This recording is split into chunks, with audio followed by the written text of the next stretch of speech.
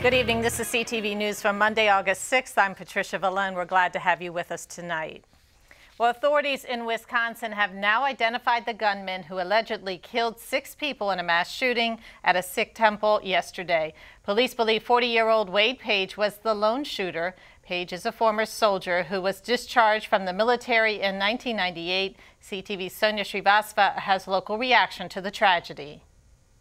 Well, hundreds of people had gathered here at the Sikh temple here in Silver Spring yesterday for their weekly service, and they had no idea what was going on in the Midwest. And as I talked to many of the members here, they were certainly saddened to see what had happened, and now they are hoping that outreach will be the answer. How did it happen in the Gurdwara? It's so shocking. It's not just a Sikh issue, it is an American issue, and all of America needs to come under solidarity against hate crimes. Sikh Americans here in Silver Spring say they are still trying to come to terms with what happened over the weekend. And it was a total shock. But I've been thinking about this all the time, these things happening, the movie theater shootings, all those things. I said, I hope, God, it doesn't happen in the Gurdwara. Police say 40-year-old Wade Page, an Army veteran, walked into a Sikh temple in Oak Creek, Wisconsin yesterday, where he shot and killed 6 people. 3 others were also critically injured. In a religious place, there should be peace and stuff and not like shooting. That's why there shouldn't be any shooting in any any religious place. After 9/11, there have been a number of documented hate crimes against Sikhs throughout the country. Because of their appearance, some Americans visually associate their beards and turbans with Muslim extremists. 9/11 happened so many years ago, and yet people are still being ignorant to who we are, to that we are Americans, not just Sikhs, but we're Americans. We're part of the community. The turban is the most important thing for the observant Sikhs, and the reason is because Guru has asked us to keep long hair, unshorn hair, and to protect those unshorn long hair, we have to wear turban. So this is the star, we call it the star. It's not a thing like a cap you can take on and off, and it's not a fashion out of it. This color has no meaning. But obviously, this is required. The problem that we see, the mainstream media will talk about things like this just for a day or 2 or 3. And after that, there is no talk about it. Dr. Harbhajan Ajrawat is currently the president of the Maryland Medical Society. He is also the incoming president of Prince George's Hospital. He tells CTV hate against any person or religion should not be tolerated.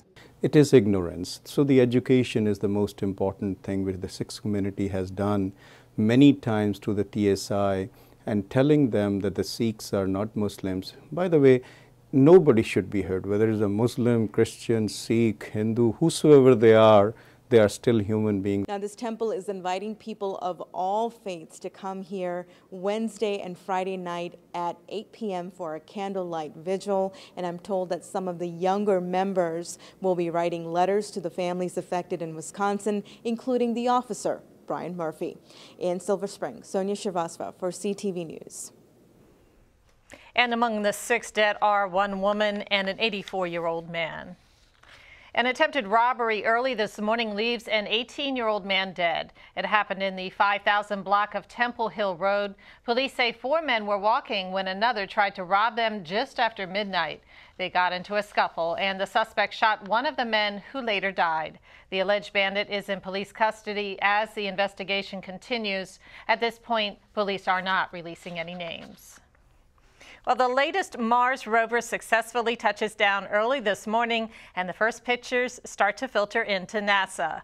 This black and white image released earlier today shows the wheel of the rover named Curiosity after it landed on the red planet. Now, local scientists and engineers who have a part in the mission are celebrating the landing. Just landed on Mars. That's really amazing, and I'm just so impressed with how well it seemed to have gone, and seeing so many friends out in California celebrating, and I know that a lot of people worked really hard to make it happen, and it's just a great day. You know, it's harder to find a parking spot in Washington than on Mars apparently, and now we've got 3 cars and 2 rovers that are going to be driving around the surface, and that's really spectacular. NASA expects to have enough data streaming in from Curiosity to study for many years to come. I think over the next 2 years, the life of the mission, we'll find out things about Mars that we only dreamt about. Find out about its distant geologic past, the kind of environment it had, whether or not life could have ever existed there, how much water, what was going on the surface, what was the surface chemistry like. We'll learn things about Mars in the next 2 years that are just going to be mind-blowing. And we'll get beautiful data and beautiful pictures. It's going to be a really incredible story, and I'm just excited to watch it happen. And to give you some perspective on this rover, Curiosity weighs about 1 ton and is the size of a small car. Well, we have an update on a prostitution sting in College Park. Friday, CTV News reported that authorities arrested 30 people in connection to the bust. Now Prince George's police say they have arrested 81 people for allegedly trying to sell or pay for sex at 5 hotels around the College Park area. Police started the 3-day sting on August 1st. Female officers posed as prostitutes, posting ads on various websites. The names of those arrested are expected to be released later today. And you are watching CTV News. I'm Patricia Vallone.